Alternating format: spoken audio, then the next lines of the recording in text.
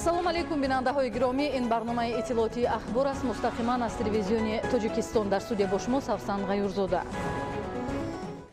ҷумҳурии Тоҷикистон яке аз кишварҳои таъсисдиҳандаи созмони ҳамкории Шанхай мебошад ва дар солгарди 20-уми таъсиси созмон раисиро дар ин ташкилоти бонуфуз бар уҳда дорад. Тоҷикистон раёсатро дар созмони ҳамкории Шанхай мутобиқи принсипҳои пештар изҳоршудаи муттасилӣ, баробарӣ, ҳамдигарфаҳмӣ ва эҳтироми мавқеи ҳар як давлати узв иҷро мекунад. Дар ҳамин замина дар шаҳри Душанбе ҷаласаи шашуми вазирони кишоварзии давлатҳои аъзои созмони ҳамкории Шанхай тариқи видеоконференсия баргузор гардид. гузориши ҳамкоронамон. ҷумҳурии Тоҷикистон яке аз аъзоёни фаъоли созмони ҳамкории Шанхай мебошад ва дар солгарди 20-уми таъсиси созмон Тоҷикистон раисиро дар ин ташкилоти бонуфуз бар уҳда дорад. Тоҷикистон раисиро дар созмони ҳамкории Шанхай мутобиқи принсипҳои пештар изҳоршудаи мутасаллӣ, баробарӣ, ҳамдигарфаҳмӣ ва эҳтироми мавқеи ҳар як давлати узв иҷро мекунад. вазифаи асосии раисии Тоҷикистон аз он иборат аст ки дар якҷоягӣ бо дигар давлатҳои аъзо ва мақомоти доимии рушди минбаъдаи пешрафти созмон таъмин карда шавад. имрӯз созмони ҳамкории Шанхай ҳамчун як созмони байниҳукуматии сатҳи ҷаҳонӣ ки дорои 8 кишвари узв, 4 давлати нозир ва 6 давлати шарикии муколама аст, фаъолият дошта дар ҳар масъалаҳои Авроосиё ва байналмилалӣ як нерӯи муҳими созанда мебошад. дар ҳамин замина дар меҳмонхонаи ҳайатри ҷинсии шаҳри Душанбе дар асоси нақшаи чорабиниҳои асосии раёсати ҳукумати ҷумҳурии Тоҷикистон дар созмони ҳамкории Шанхай барои солҳои 2020-2021 ҷаласаи шашуми вазирони кишоварзии давлатҳои узви созмони ҳамкории Шанхай тариқи видеоконференсия баргузор гардид. дар ҷаласа роҳбарони сохторҳои амнияти озуқаворӣ, байторӣ, фитносанитарӣ ва карантинии растанӣ иштирок намуданд.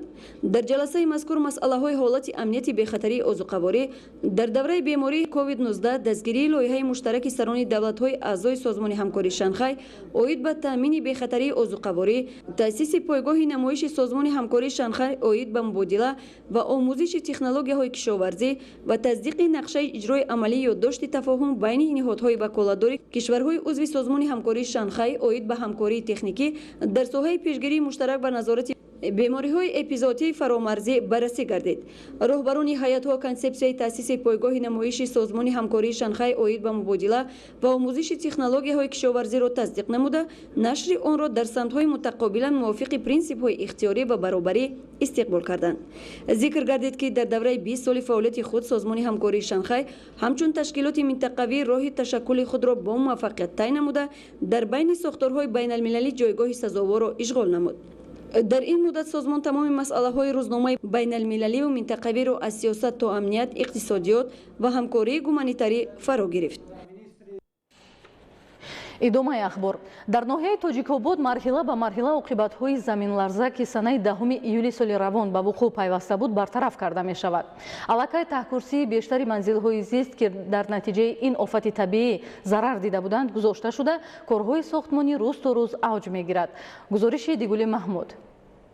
аз рӯи маълумоти ситоди амалкунанда бо мақсади барқарорсозии оқибатҳои офати табиӣ дар деҳаҳои ҷамоати деҳоти Лангаришоҳ ва қалъаи лаби оби ноҳияи Тоҷикобод ба 268 хоҷагии зарардида масолиҳи сохтмонӣ кӯмак расонида шудааст то манзилҳои истиқоматиашонро дар муҳлати пешбинишуда пурра барқарор намоянд ки дар бунёди хонаҳо афсарону сарбозони кумитаи ҳолатҳои фавқулода ва мудофиаи гражданӣ назди ҳукумати ҷумҳурии Тоҷикистон инчунин коргарони ташкилоту идораҳои ноҳиявӣ кӯмак расонида истоданд.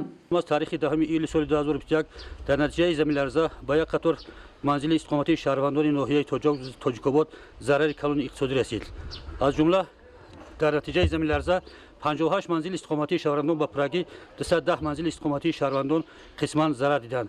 имрӯз аз тарафи кумитаи ҳолатҳои фавқулода ва мудофиаи гражданӣ назди ҳукумати ҷумҳурии Тоҷикистон бо ҷалби 75 нафар сарбозони қисми ҳарбии 45075 кумита дар ноҳияи Рашт инчунин техникаву механизмҳои гуногун барои бартараф намудани оқибатҳои офатҳои табиӣ дар ноҳияи Тоҷикобод кор фаъолият карда истоданд.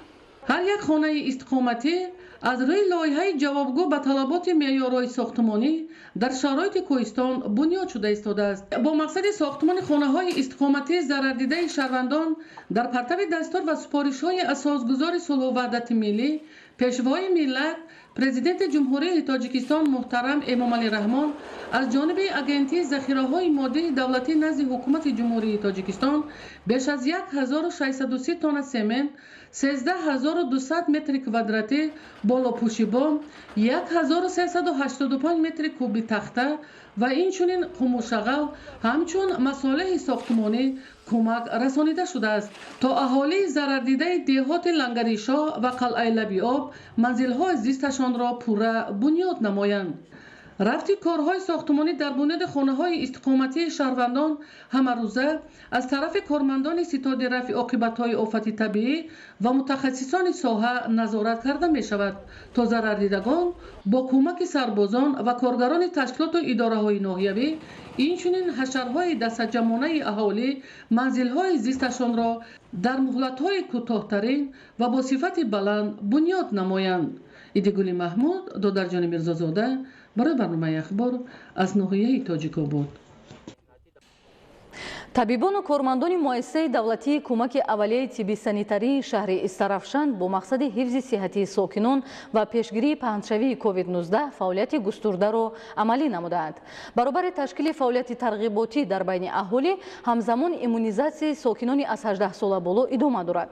гузориши Мазбут Бобозода аз шаҳри Истарафшан. طبق دستور سپارش‌های ستاد جمهوری مبارزه بر ضد نشت و نابود گرداندن بیماری‌های سرایتی و از جمله کرونا ویروس نو کووید 19 همروزه از جانب طبیبان و کارمندان مؤسسه دولتی کمک اولیه طبی سانیتری و مسئولین و متخصصان مرکز طرز تشکل حیات سالم شهر استرافشان در 2 مرکز سلامتی شهری، 18 مرکز سلامتی دهاتی و 22 بنگاه سالمگردانی دهوی مؤسسه دولتی کمک اولیه طبی سانیتری شهر استرافشان ستاد و نقطه‌های مخصوص واکسیناسیون و ایمونیزاسیون تشکیل و عملیات منتظم دایر کرده می شود. کارمندان و متخصصان در یکجایگی با طبیبان و کارمندان مرکزهای نظارت دولتی سانیتری اپیدمیولوژی و تشکل طرز حیات سالم شهر برابر در کارخانه و تشکیلات و مؤسسه‌های اقتصادی و اجتماعی تشکیل نمودن نقطه ایمونیزاسیونی و به اشخاص از 18 سال بالا گذراندن واکسن خانه به خانه ساکنان 22 کمیته محله و 10 جماعت دهات تشریف آورده اهالی را برای رعایت بی‌چون قاعده‌های گیگین شخصی، تازه و آزاده نگاه داشتن منزل و کوچه‌ها،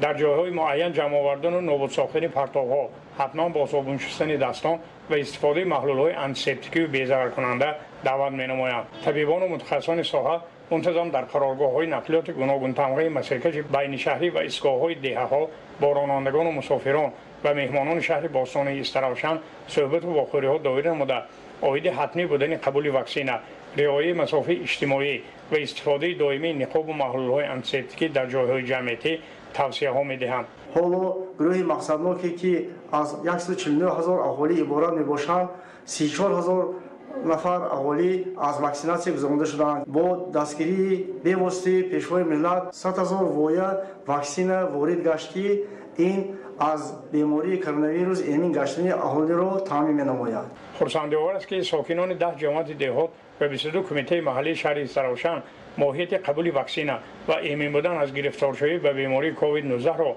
و خوبی درک و احساس کرده گروه به مرکزهای سلامتی و بنگاه‌های سالمگردانی آمده واکسن قبول کرده ایستادند. باید تاکید کرد که قبول واکسن اختیاری و رایگان است، اما برخی از ناتوانبینان و اشخاص اغواگر و درویه این همه دستاوردهای بزرگ استقلالیت دولتی جمهوری تاجیکستان و غمخوری‌های پیوسته پرزیدنت مملکت محترم امامعلی رحمان نسبت قبول اختیاری واکسن را جهت حفظ گنفاند ملت نادیده گرفته در رسانه‌های اینترنتی ارزش واکسن را 10 سامانی معرفی کردند. دهه ما هم زیاده از 5,000 شخصان هستند که باید که واکسن بگیرند. از این شخص‌ها حاضر از 2,000 زیادتر آدم‌ها واکسن گرفتند. مزبوط بابازاده از شهر استرافشان برای برنامه اخبار. даҳҳо нафар мутахассисони тоҷик дар шаҳру вилоятҳои федератсияи Россия дар соҳаҳои гуногун кору фаъолият менамоянд ки байни намояндагони халқу миллатҳои дигар мавқеи шоиста доранд. табиби тоҷик Музаффар Мамадқулов аз зумраи мутахассисони варзидааст ки дар яке аз муассисаҳои тандурустии вилояти Ярослав 5 сол боз фаъолияти босамар дорад. гузориши Маҳмадалӣ Сафар ва Хуршеди Саид Аҳмад. музаффар мамадқулов хатмкардаи донишгоҳи давлатии тиббии тоҷикистон ба номи абуалӣ ибни сино аз соли 2015 то соли 2017 дар маркази миллии тиббии хирургӣ ва озмоишӣ ба номи вишневский шаҳри москва таҳсилашро идома дода ба ҳайси мутахассиси варзидаи соҳаи тандурустӣ ба фаъолият оғоз намудааст. аз соли 2017 то инҷоӣ музаффар мамадқулов дар беморхонаи роҳи оҳани шаҳри ярослави федератсияи русия ба сифати духтури ҷарроҳии дилу рагҳо ва наҷотшуда кор мекунад. аз саршавии бемории covid-19 муроҷиати ҳамватанонамон ба мо зиёд шуд. ман ва ёро ба тариқи телефонӣ тавсия медиҳам. бемороне ки вазнин мухтоҷи ҷарроҳӣ доранд ва ёро бистарӣ карда ҷарроҳӣ карда табобат мекунем. фаъолияти ин ҳамватани мо аз ҷониби ҳамкасбонаш хуш пазируфта шуда аз ӯ ба ҳайси табиби варзида ном мебаранд. Хочу сказать, что Музаффар Муродович работает. Музаффар Муродович дар ҳайати мо зиёда аз 4 сол мешавад ки кор мекунад. ӯ бо ҳамкорон муносибати намунавӣ дошта мутахассиси баланд ихтисос мебошад. асосан муносибати хуби инсонӣ ӯро дар байни ҳамкорон ва беморон соҳиб эҳтиром кардааст. ҳамчун табиби ҷарроҳ таҷрибаи бой дошта талош бар он мекунад ки ба дарди ҳар як бемор дармон бахшида баҳри солимии ҷомеа ҳиссагузор бошад. амалиёти мураккаби ҷарроҳиро бо муваффақона мегузаронад. таҷрибаи андӯхтаи мутахассисони тоҷик зимни фаъолияти пурмаҳсул дар соҳаи тандурустӣ ва такмили маҳорати касбӣ ба онҳо имкон фароҳам овардааст ки дар қатори намояндагони халқу миллатҳои маскуни кишвари иқомат мавқеи шоиста пайдо намоянд. ҳамзамон дар вилояти ярослав даҳҳо нафар донишҷӯёни тоҷик аз рӯи ихтисосҳои гуногун таҳсили илм доранд ки оянда ба сифати мутахассисони варзида баҳри пешрафти кишвар саҳми назаррас хоҳанд гузошт. маҳмадалӣ сафар, хуршед саидаҳмад аз вилояти ярослави федератсияи русия барои барномаи ахбор. дар ҷамоати деҳоти нусратулло махсуми ноҳияи рашт бахшида ба ҷашни 30-солагии истиқлоли давлатии ҷумҳурии тоҷикистон бунёди 23 иншоот ба нақша гирифта шудааст. гузориши ҳамкоронамон аз ҷараёни корҳои ободонӣ дар ноҳияи рашт. муаррифии дастовардҳои хоҷагии халқ, истеъдодҳои нав аз миёни наврасон ва фароҳам овардани шароити мусоид барои шаҳрвандон. ҳамин гуна тадбирҳои фарҳангӣ бахшида ба ҷашни 30-солагии истиқлоли давлатии ҷумҳурии тоҷикистон дар деҳаҳои ноҳияи рашт идома дорад. хонандагон ҳавасмандона дастовардҳои худро бонугон ҳунарҳои дастӣ, кишоварзон маҳсулоти истеҳсол намуда ва коргоҳу корхонаҳои истеҳсолӣ натиҷаи фаъолиятро муаррифӣ намуданд. табодули таҷриба ва ғанисозии маънавиёти мардуму баланд бардоштани эҳсоси худшиносӣ натиҷаи баргузории ҳамин гуна чорабиниҳо арзёбӣ мешавад. ҷашн маросимҳо барои фароғати мардум, барои сайқали дониши хонандагон як такони ҷиддие мебахшад. зимни баргузории ҳамин гуна тадбири сатҳи баланди фарҳангӣ дар ҷамоати деҳоти нусратулло махсуми ноҳияи рашт сокинон аз дастовардҳо натиҷагирӣ ва омодагиро барои саҳмгузорӣ дар ободии диёр таъкид намуданд.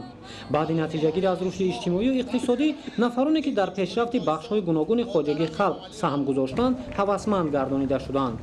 дар ноҳияи рашт 14 ҷамоати деҳот мавҷуд буда дар ҳамаи онҳо ҳамин гуна тадбирҳои сатҳи баланди фарҳангӣ доир карда шуданд. бахшида ба ҷашни 30-солагии истиқлоли давлатии ҷумҳурии тоҷикистон дар ҷамоатҳои шаҳраку деҳот ҳунармандон фаъолона иштирок менамоянд. бахши фарҳанги ноҳия низ иштироки фаъолона доранд. инчунин дастаи ҳаваскорон аз муассисаҳои таълимии ноҳия ҳунарнамоӣ намуда маҳсули дасти худро маърази тамошобинон менамоянд.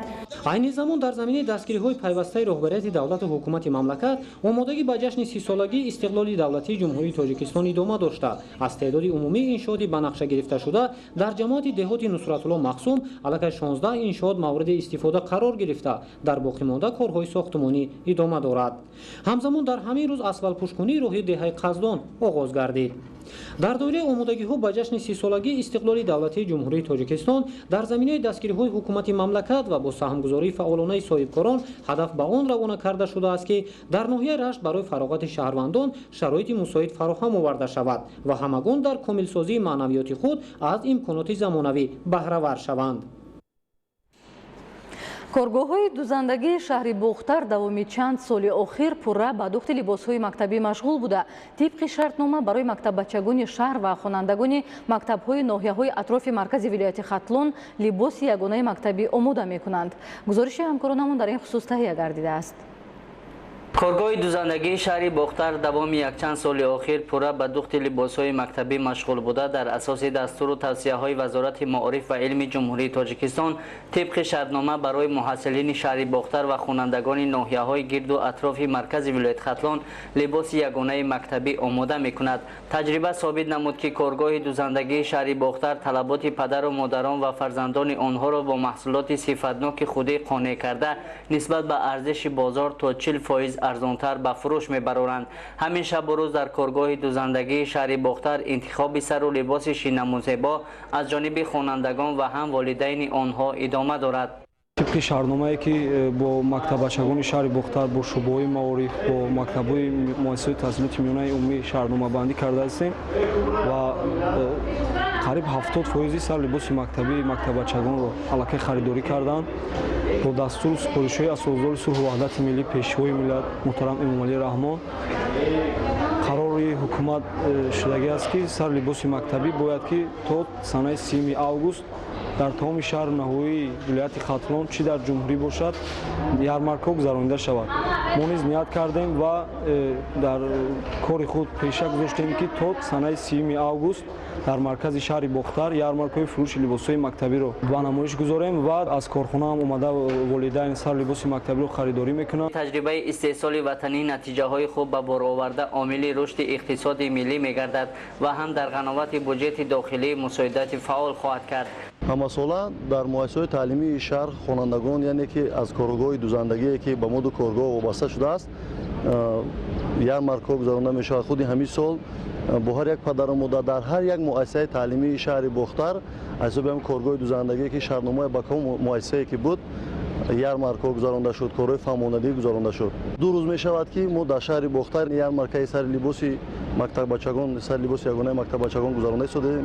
در جمعیت سهامی کشاده رسنده کوتا گلوبال شهر باختر نیز انتخاب نوع و نمودهای گوناگون لباس‌های توصیوی خوب جریان دارد. در شهر باختر 8 عدد کارگاه و کارخانه‌های دوزندگی فعالیت میکند که عین حال در عدد آن با دوخت سر لباس مکتبی یعنی تامین نمودن مؤسسه‌های تعلیمی با سر لباس یگانه مکتبی تشکیل کرده شده است که با مؤسسه‌های تعلیمی شهرنامه‌های طرفین بسته شده است. در ضمن شهرنامه بسته شده پدر و مادران یا اینکه خوانندگان مؤسسه‌های تعلیمی شهر باختر یا اینکه ناحیه‌های گرد اطراف ولایت ختلان میتوانند از کارگاه‌های مذکور خریداری نمایند. با دستور مقامات اجرایی حاکمیت دولتی شهر باختر شعبه صنعت در 2 بازار کلانترین شهر باختر نمایش فروشی سر و لباس مکتبی را راه اندازی کردند که در آن اساساً محصولات استحصال کارخانه‌های خودی پیشنهاد ساکنان گردانیده می شود. طبق دستور خاص حکومت جمهوری تاجیکستان وزارت صنعت و تکنولوژی‌های نو در اساس شرطنامه با نهاد زیرساحه وزارت معارف و علم جمهوری موظف شدند که با نظرداشت تحکیم اقتصادیات ملی و جلوگیری از محصولات وارداتی برای تجارت استحصالات خودی امکانات وسیع فراهم بیارند. اکنون خوانندگان و والدین آنها امکان دارند که از چنین ярмаркаهای لباس مکتبی طلبات خود را قانع نمایند. موضوع دیگر کشاورزان ناحیه تیمورملک تا امروز بیش از 55,000 تن خوراک درشت چروا ذخیره نمودند که این عامل امکان فراهم می‌آورد تا چروای خوجگی‌ها از فصل زمستان سالم برآورده شوند. حکمت الله حسین زاده گزارش می‌دهد. در ناحیه تیمورملک ولایت ختلان در برابر جمع‌آوری محصولات گوناگون کشاورزی ذخیره خوراک چروا نیز به اتمام رسید. اهل زحمت با مقصد ذخیره نمودن خاچاک از امکانات‌های موجوده ثمرناک استفاده بردند. کشاورزان ناحیه در معرکه امساله جمع‌آوری خاچاک زیاده از 55,000 تن خاچاک ذخیره نمودند. در سطح جمع‌آوری ذخیره خوراک چروا تکنیکای کشاورزی بسنده بوده خاچاک در ذخیره‌گاه‌ها نگاه داشته می‌شود. این امکانیت می‌دهد که کشاورزان چروای جمعیتی را از زمستان سالم و فربه برآورده در استحصال گوشت و شیر نقش خود را گذارند. ضمن صحبت سروری خواجگی تخم پروری به نام جلال‌الدین رومی ناحیه آیبک جمعه‌زاده ابراز نمود که ما امسال زیاده از 65 تن خاچاک ذخیره نمودیم. این امکانیت می‌دهد که ما چروای جمعیتی را از زمستان سالم و فربه برآوریم. تمام تدبیرهای اندیشیده در سمت جمع‌آوری و ذخیره خوراک چروا امکانیت می‌دهد که سرشمار چروا زیاد گردد خواجگیداران در تامین امنیت غذایی مملکت سهمگذار باشند. ҳикматулло ҳусейнзода аз ноҳияи темурмалики вилояти хатлон барои барномаи ахбор. бинандаҳои азизу гиромӣ, ин буд барномаи иттилоотии ахбор. Хайр, саломат бошед.